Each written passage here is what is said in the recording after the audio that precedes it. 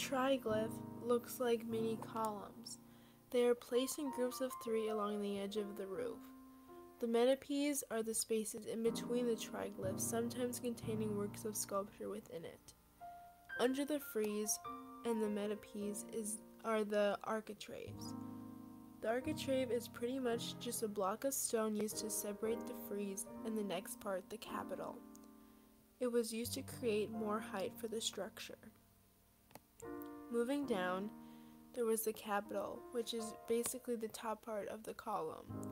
In the Doric order, it is called the most masculine form, due mostly because of the design of the capital.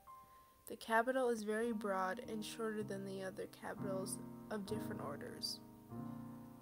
Next, there is the actual column, also known as the shaft. In the Doric order, there is no decoration on bottom on the ground. The flute is very shallow. It is carved and has a vertically decorative pattern. The columns are not straight up and down. Rather, 1/3 of the way down, they are at their widest. Then at the base, they are smaller. This makes them have an antithesis quality, meaning that they are more lively. The columns were not made from one piece of stone. They were made from multiple pieces, and long pieces of wood would hold them together inside.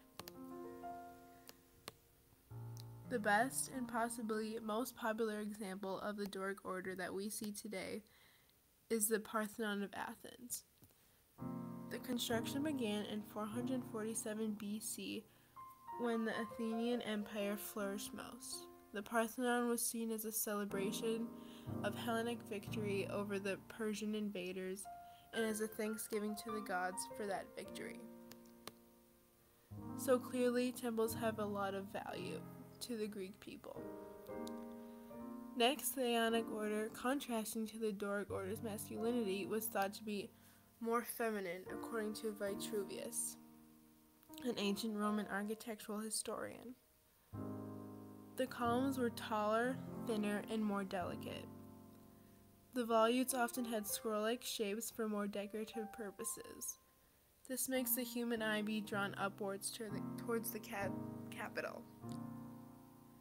Also, the Ionic order has a base, something that the Doric did not have.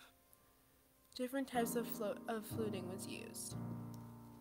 The final order is the Corinthian order, which is the most intricate, complicated, and emphasized order. While the capitals of the Ionic are more intricate than of the Doric, this one is way more complex. The capital of the Corinthian order takes shape of an acanthus leaf. It is very over the top. The Corinthian order is taller than the Doric and more decorative than the other orders combined. The Romans then took the ideas of the Greek architecture and made it their own. They added several other orders, including but not limited to the Tuscan order and the Composite order, many of which are similar to that of the Greeks, but their capitals are a little different. Greek houses of the archaic and classical periods were relatively simple in design.